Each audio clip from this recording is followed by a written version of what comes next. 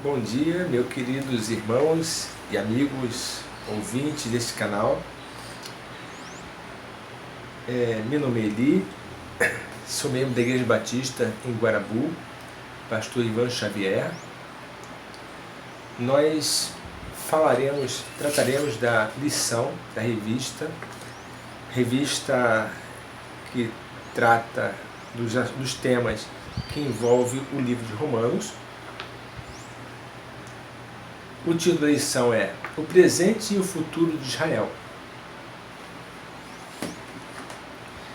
Bem, Israel, a gente precisa pensar de diferentes pontos de vista sobre a definição.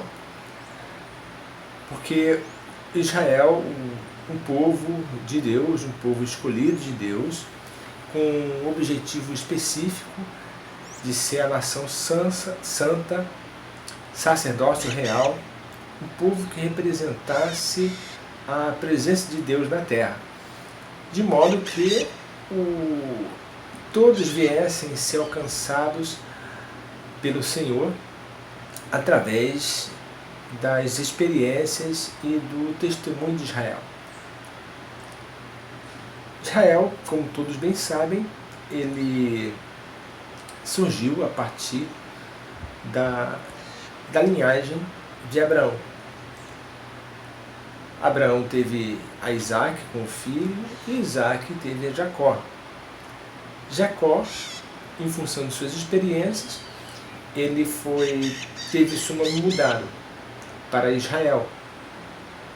E Israel significa aquele que luta com Deus. Isso é bem sugestivo, porque Israel tem por característica ser um povo difícil, um povo rebelde. Mas o Senhor ama Israel. E Ele não fez e sabe todas as coisas, o Senhor. A sua sabedoria excede todo entendimento. Então, o Senhor não errou ao formar o povo de Israel. A partir da linhagem de Jacó, que agora é Israel, o povo cresceu, tornando-se uma nação. Essa incubação ocorreu no período em que Israel permaneceu no Egito por 400 anos, sendo que uma boa parte desse período como escravo do Egito. O Senhor libertou Israel e saiu de lá um grande povo, sendo esse número só de homens de 600 mil. Os jovens não eram contados e as mulheres também não eram contadas. Então a população, os que saíram de Israel, possivelmente sejam da ordem de 2 milhões a 3 milhões de pessoas. O povo de Israel saiu do Egito guiados por Deus na instrumentalidade de Moisés. Moisés guiou Israel. E durante esse período, o povo da saída do Egito até chegar à terra prometida, Canaã, ficou no deserto, peregrinando. E neste período de 40 anos, Moisés escreveu o Pentateuco, que mais conhecido por não evangélicos como o Torá. Gênesis, Êxodos, Levíticos, Números e Deuteronômios. Ali está a história da criação e também as leis de Deus de relacionamento entre as pessoas e também as posturas, como que deveríamos nos relacionar com Deus. Tá ok? Então, o título da lição fala sobre Israel no presente, mas o presente da época de Paulo e o futuro de Israel.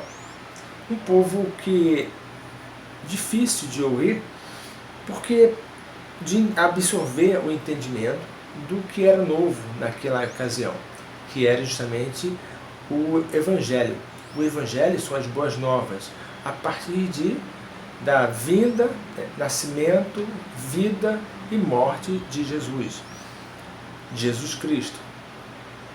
E dali surgiu a igreja, que seguiu espalhando-se por todo o mundo. E esse acontecimento foi em função muito dessa interação, dessa aceitação de Israel para o Evangelho.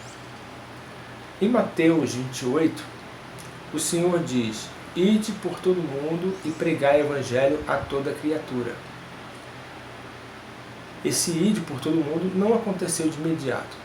Foi preciso alguns eventos que motivasse o povo de Deus, no caso agora o Israel de Deus, o Israel espiritual, que é a igreja, se espalhasse. E o Senhor utilizou como ferramenta a perseguição. E Paulo foi instrumento desta perseguição para que o povo fosse espalhado, para que os crentes fossem espalhados. Isso aconteceu e por todo lado que foram, anunciaram o Evangelho a toda criatura. Faltou-me fazer orarmos no início da lição e faremos agora. Senhor nosso Deus, obrigado por essa oportunidade.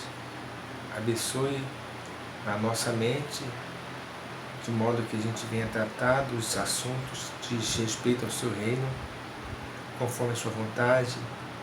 Venhamos aprender conforme a nossa necessidade, conforme a nossa maturidade, o Senhor venha assim permitir. Fale a todos aos nossos corações. Em nome de Jesus. Amém. A lição baseia-se em Romanos, capítulo 10 e 11. Paulo, ele se expõe um pouco mais os seus sentimentos a respeito da condição do povo de Israel, o povo, no caso, dos judeus, pela rejeição que eles manifestaram à novidade. A novidade, o Evangelho, a salvação em Cristo. Então ele, na sua oração, no versículo 1 de Romanos 10, diz o seguinte: irmãos, a boa vontade do meu coração e a minha súplica a Deus a favor deles são para que sejam salvos. Então ele discorre sobre o quanto ele deseja que o povo de Israel, os judeus, eles venham dar crédito ao Evangelho e assim alcançar essa bênção da salvação. Aqui a salvação é pelo aceitação. Não é algo que já nasceu com a pessoa. Israel não nasceu salvo. Cada indivíduo deverá tomar essa posição. E Paulo, ele destaca a necessidade da compreensão do Evangelho, a importância da proclamação do Evangelho, a resposta de fé e sobre a salvação por meio da graça de Deus. Este, por último, graça de Deus, vamos destacar que é uma referência ao perdão de Deus. Graça é um favor que não merecemos.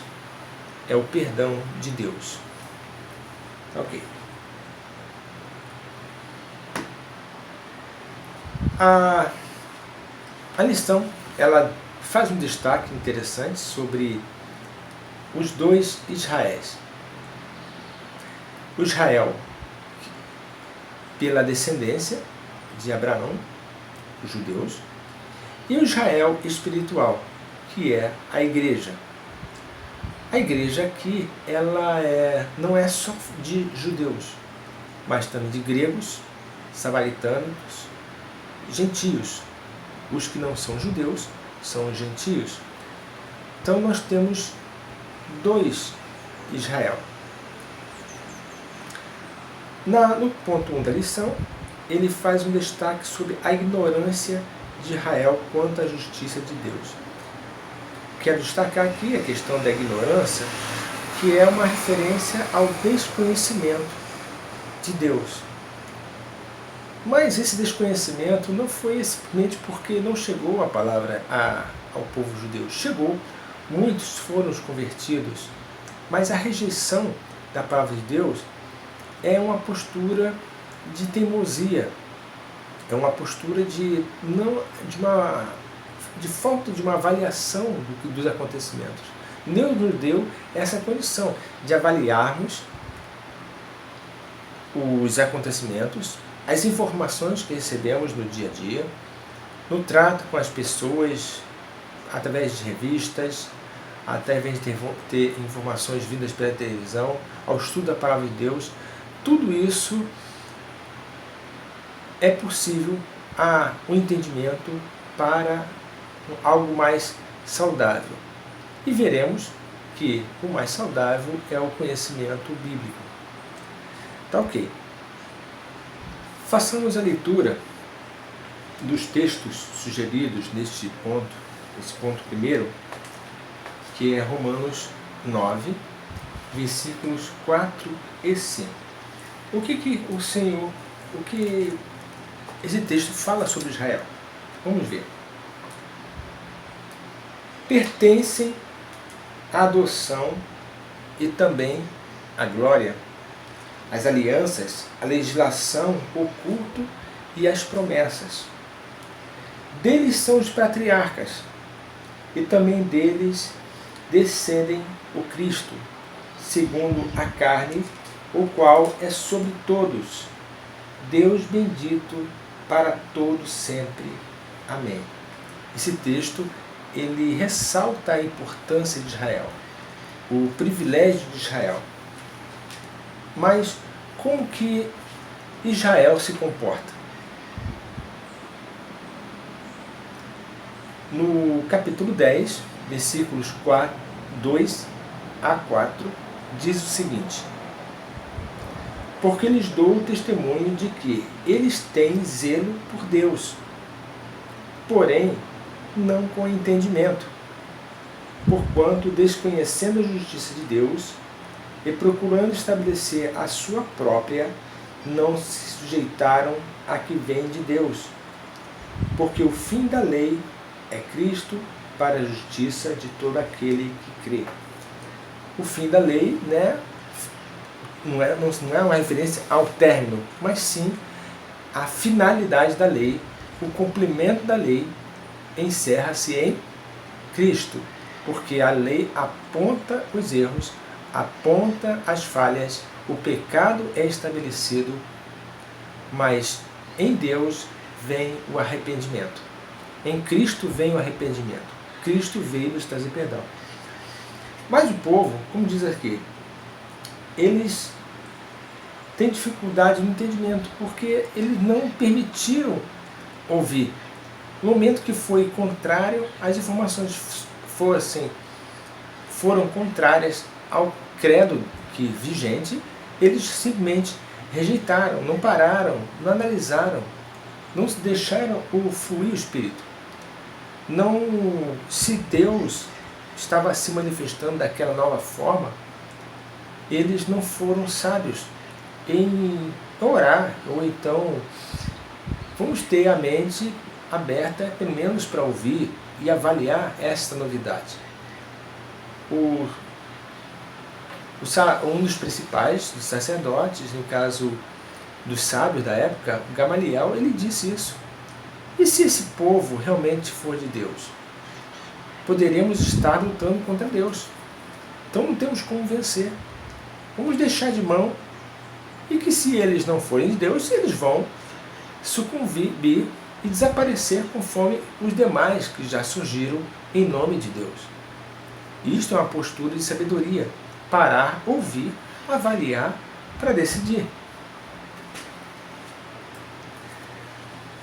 Leamos também Atos 17, versículo 30.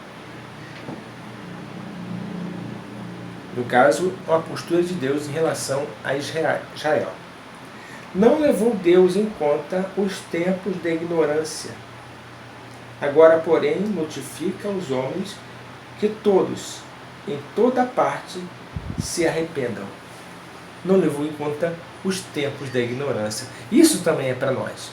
Nós, como homem natural, distante de Deus, sem arrependimento, mas o Senhor, Ele nos dá o perdão. Esquece do nosso passado. Ele quer saber da nossa novidade de vida nele, seguirmos com Ele, porque Ele nos amou. Nós somos a igreja, o Israel espiritual. Ele nos ama tanto quanto o Israel por herança, por hereditariedade. Porque o Senhor não faz acepção de pessoas. Bem, irmãos, voltemos agora para o ponto 2. Formas alternativas de justiça. Não existe formas alternativas, só existe uma forma de justiça. Mas, por conta da rejeição de Israel, no caso do judeu, a palavra de Deus, eles começaram a criar alguns meios. Mas também eles tinham isso baseado, não era do nada essa postura. É baseada em Moisés. O que diz aqui em Romanos 10? Vamos ler o versículo 5. Ora, Moisés escreveu que o homem que praticar a justiça decorrente da lei viverá. Então, basta seguir a lei para alcançar a vida. Assim foi aos que serviam ao Senhor antes de Cristo. Mas não eram perfeitos. Precisavam fazer o rito de sacrifício de um cordeiro todos os anos para obter do Senhor o perdão. A diferença de agora para antes é que Cristo foi o Cordeiro de Deus para um sacrifício único. Não precisamos mais levar esse sacrifício para obtermos o perdão. Basta crer nisso e ter uma vida em novidade. Novidade de vida em Cristo. Continuando a leitura, o versículo 6. Mas a justiça decorrente da fé. Fé é confiança, confiança em Deus. Vamos voltar um pouco. De onde veio? Por que essa novidade? Os judeus, eles não entendiam a postura de Deus. Em Mateus 20, o Senhor traz uma experiência interessante a respeito da postura dele, do amor dele. É a parábola dos trabalhadores. Veio o Senhor da seara e contratar trabalhadores para a sua seara. Ele foi de manhã e contratou. Depois ele foi mais tarde para contratar mais funcionários. E assim ele fez por 4 oportunidades, sendo que na última oportunidade já era pouco antes do fim das atividades. Os últimos trabalhadores contratados, eles só trabalharam por 1 hora. O senhor da senhora chamou a todos, mandou o seu servo chamar a todos para o recebimento de salário. E ele começou do último para o primeiro e entregou um salário, o que tinha contratado. Sendo os primeiros já observando assim, eles trabalharam tão pouco, ganharam um salário, nós trabalhamos bem mais, vamos ganhar mais. Mas observaram que todos ganharam a mesma coisa e se queixaram. Eu ganhei o meu salário de quem trabalhou só 1 hora. e ficaram aborrecidos com isso e murmuravam a respeito disso. E o Senhor da seara disse: por acaso não recebeu o que foi contratado? E não posso eu oferecer, abençoar do jeito que achar melhor? A analogia disto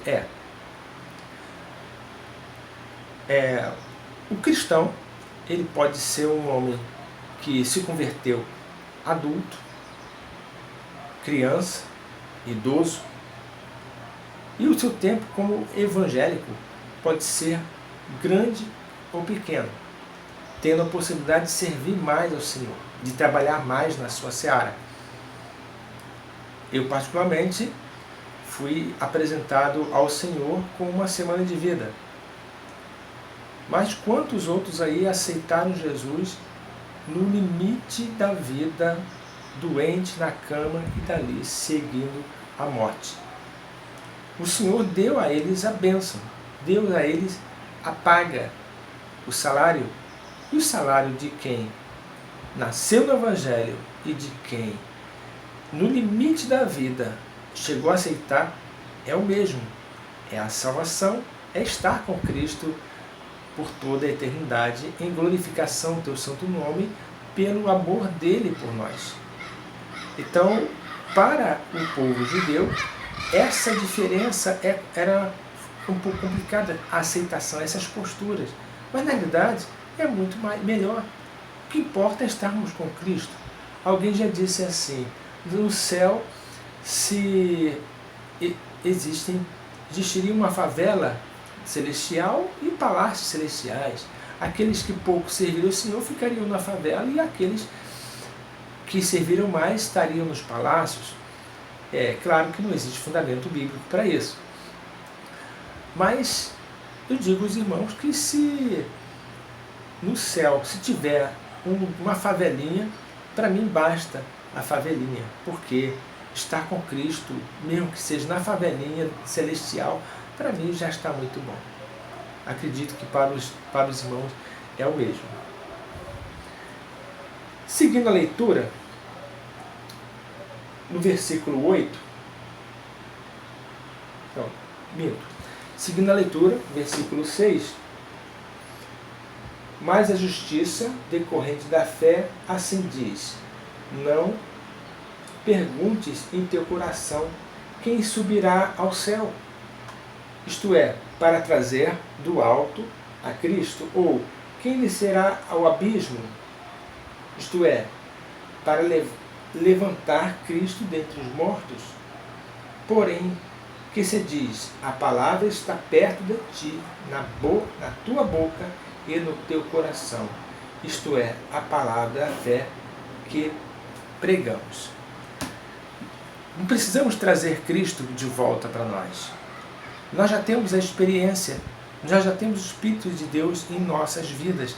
Então precisamos exercitar essa presença de Deus em nossas vidas, essa maior presença em nossas vidas. Isso decorre de nós desejarmos isso, buscarmos isso no entendimento da sua palavra, na busca da sua palavra. Estamos agora no ponto 3, que é intitulado A Necessidade de Evangelizar. Israel, o povo judeu, recebeu a mensagem, mas não absorveu essa mensagem, não alcançou a necessidade de propagar essa mensagem. Eles vêm de um ranço de rejeição. Israel, ele sempre foi um povo discriminador. Os samaritanos, eles não falavam com os samaritanos. Então, como pode entrar na mente deste povo que o Evangelho precisa ser levado para essas pessoas também? É um pouquinho complicado para eles. Eles têm que desconstruir essa distância e perceber que o amor de Deus é para todos. Então, destacando a necessidade de pregação do Evangelho. O que diz?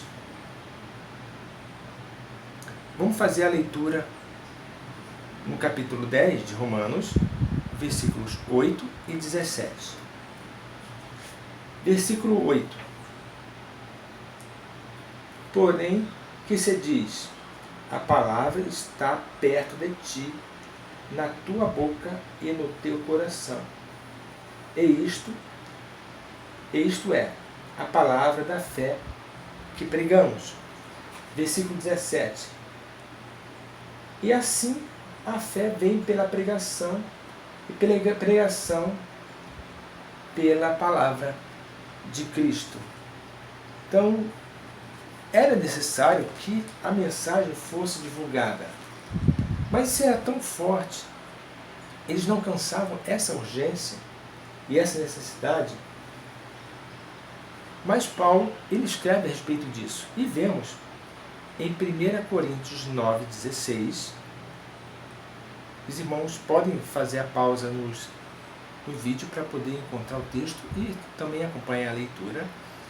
Em 1 Coríntios 9, versículo 16, diz o seguinte: se anuncio o Evangelho, não tenho de que me gloriar, pois sobre mim pesa esta obrigação. Porque ai de mim, se não pregar o Evangelho. Ressaltando a urgência, ressaltando a obrigação de dividirmos com o nosso próximo esta mensagem salvadora.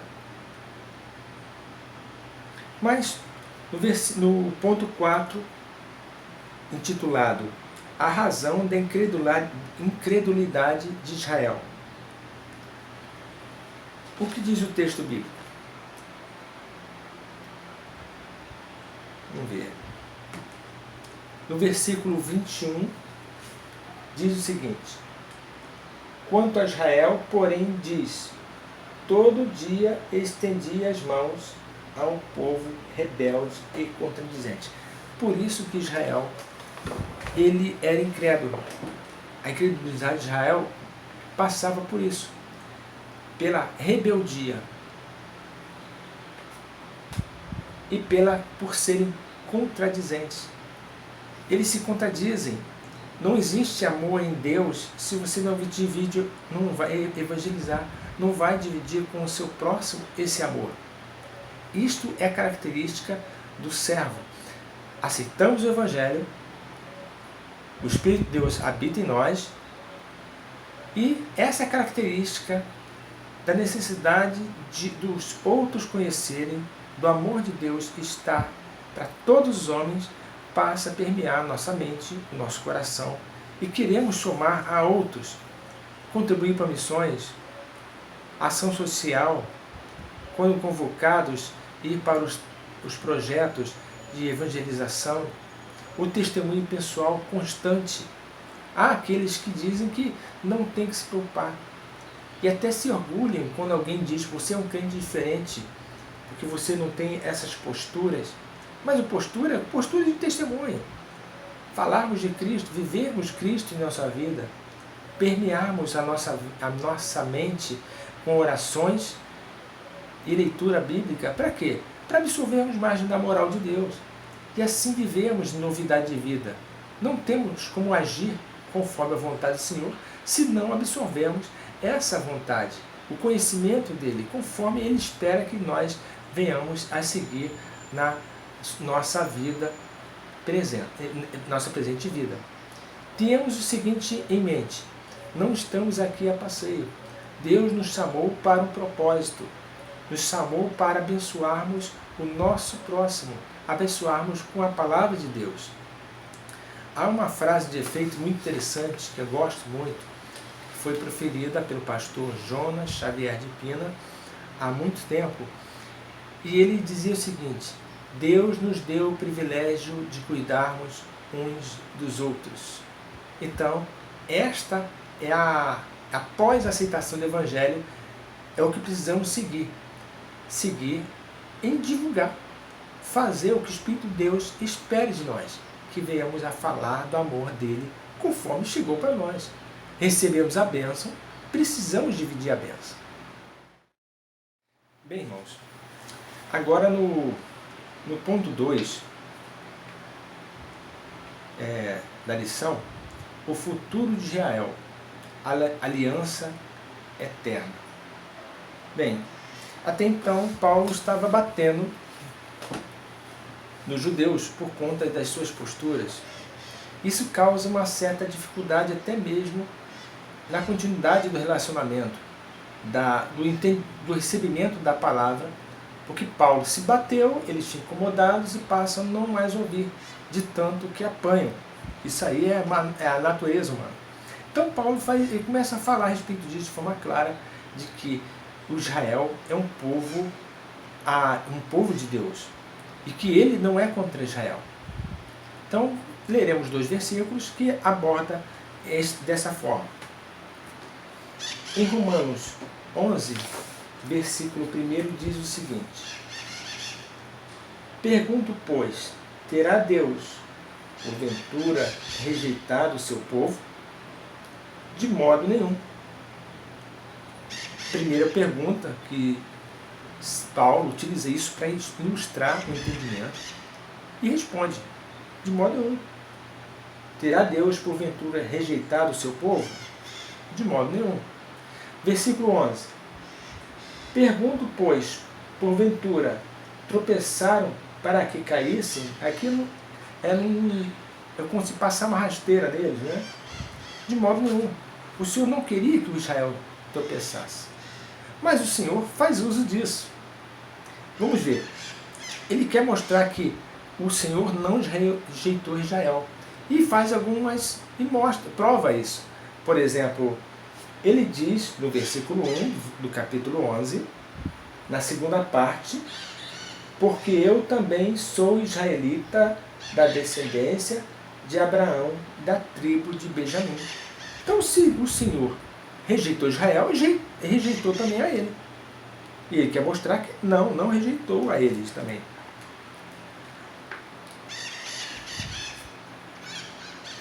No versículo 2, o que mais temos?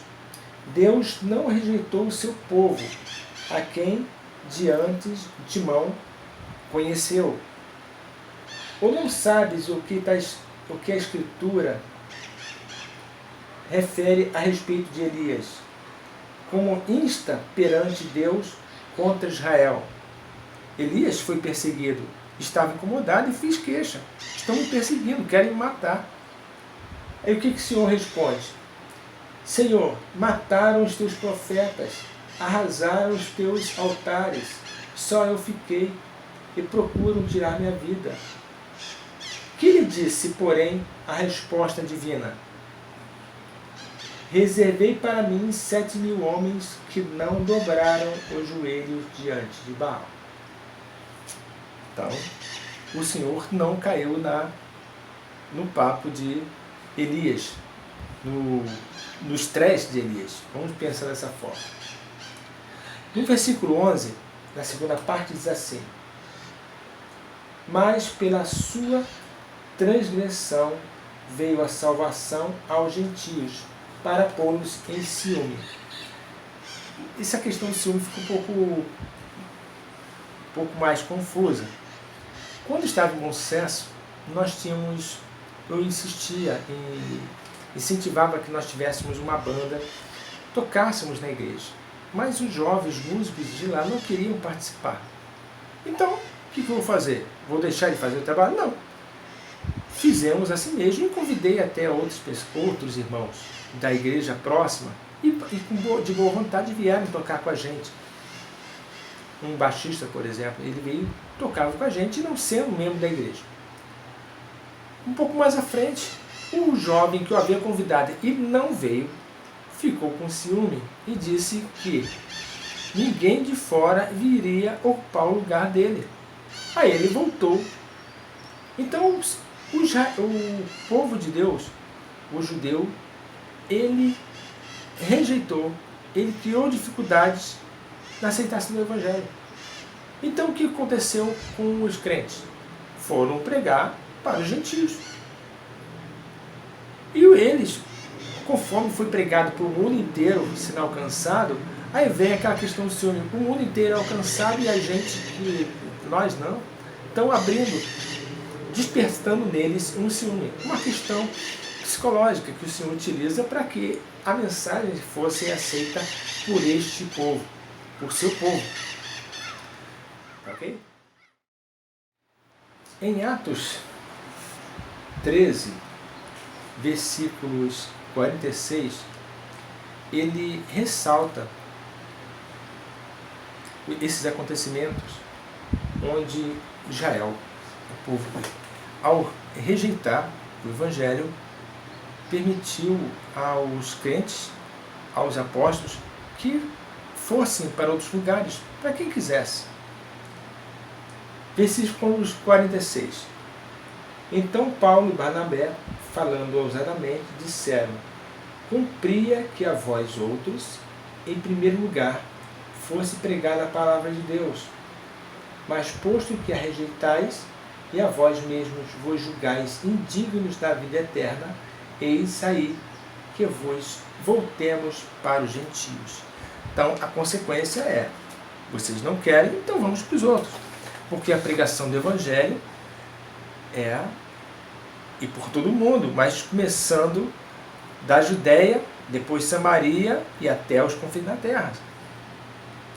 Na Judéia, entre o povo judeu, não houve uma tão boa aceitação. Eles esgotaram as opções, eles falaram a quem pudessem. Não aceitou, seguiram em frente. Mas para quê?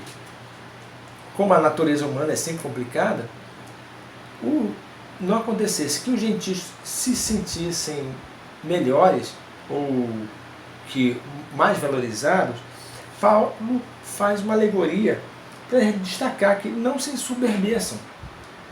Em Atos 11, versículo 17 em diante, diz o seguinte: se porém alguns dos ramos forem quebrados, e tu, sendo oliveira brava, fosses enxertado em meio deles, e te tornastes participante da raiz e da seiva da oliveira, não te glories com os ramos.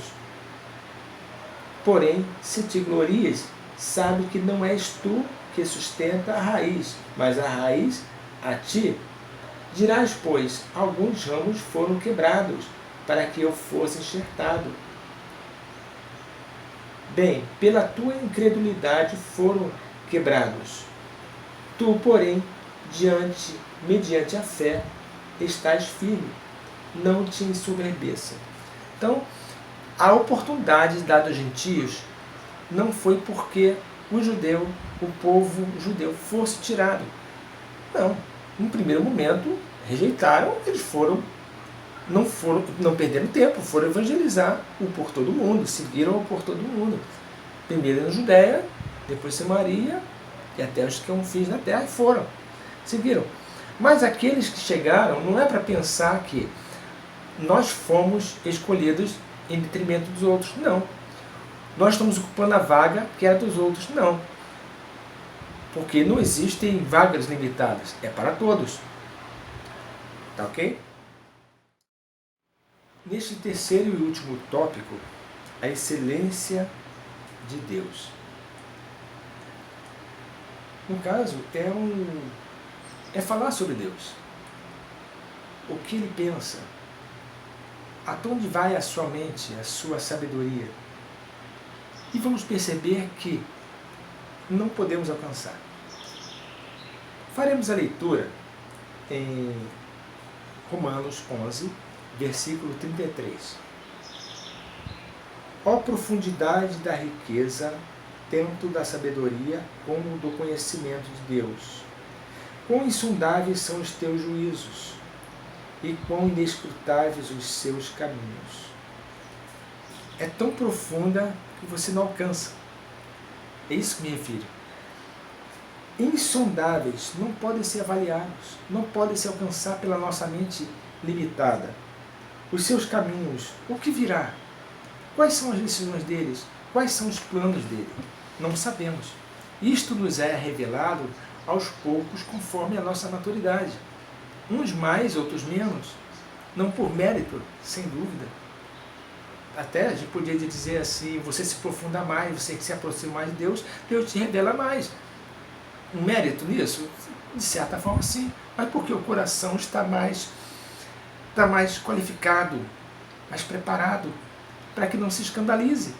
O Senhor dosa de modo que isso não nos faça mal. Aí, continuando no versículo 34, quem, pois, conheceu a mente do Senhor? Ou quem foi o seu conselheiro? Ou quem primeiro deu a ele para que ele venha a ser restituído? Porque dele, e por meio dele, e para ele são todas as coisas. A ele, pois, a glória eternamente. Amém. Nos cabe apenas essa última parte do versículo, a glorificação do nome de Deus. Só isso. Todo o restante não é viável para nós, não é acessível para nós. Não há homem sábio, entendido, não há homem experiente, homens, mulheres com sabedoria, com estudo, que possa alcançar a mente de Deus. Não tem como fazer. Observe bem que toda a ciência ela é complexa e ampla. Você pode passar a vida inteira se aprofundando em um único tema e tanto mais existe ao redor e você não vai nem ao menos pincelar para alcançarmos quão grande é o Senhor. Nos cabe apenas glorificar o teu santo nome. Ele conhecia o povo que escolheu e as características do povo, como agiriam. Por conta dessa rejeição do Evangelho, a rejeição desse povo de Israel, a mensagem seguiu para os gentios e se espalhou por todo mundo que havia. E depois retornou para Israel. O povo começou a dar crédito pelo ciúme, porque o Senhor conhece, é um tremendo psicólogo, sabe como nós reagiremos. Tá ok. Então, a gente encerra essa lição nesse tópico, a ele a glória. Só para finalizar, nós falamos sobre o povo de Deus, o Israel espiritual, que somos nós, são gentios e judeus todos, o Israel espiritual. O Israel espiritual é um Israel que ele é perfeito, todos são de Deus, mesmo que aqueles que digam, eu sou de Cristo, anuncia Cristo, mas não crê em Cristo, ele não é do Senhor, então não faz parte deste reino, que são as pessoas que estão com Cristo. Só entrará no céu quem está com Cristo em seu coração.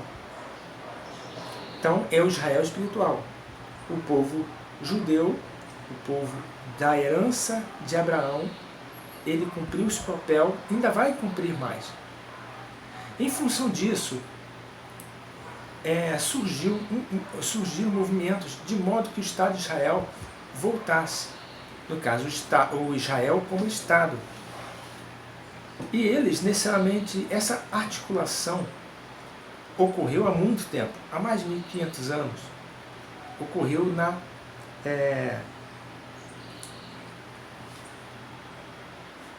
são os isionistas. Deixa eu ver se encontra aqui.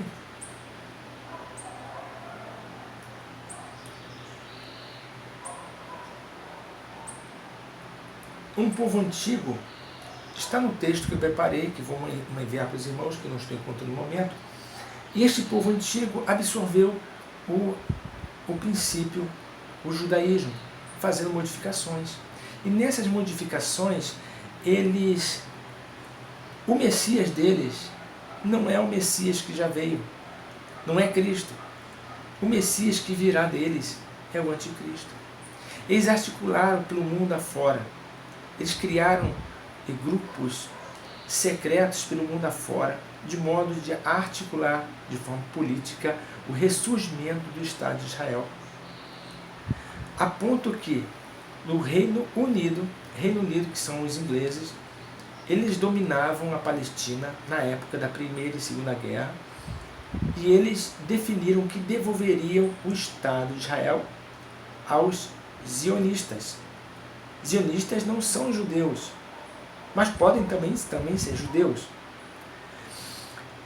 E o Estado de Israel, a Segunda Guerra, principalmente, Segunda Guerra Mundial, foi utilizada como o argumento para que o Estado de Israel surgisse.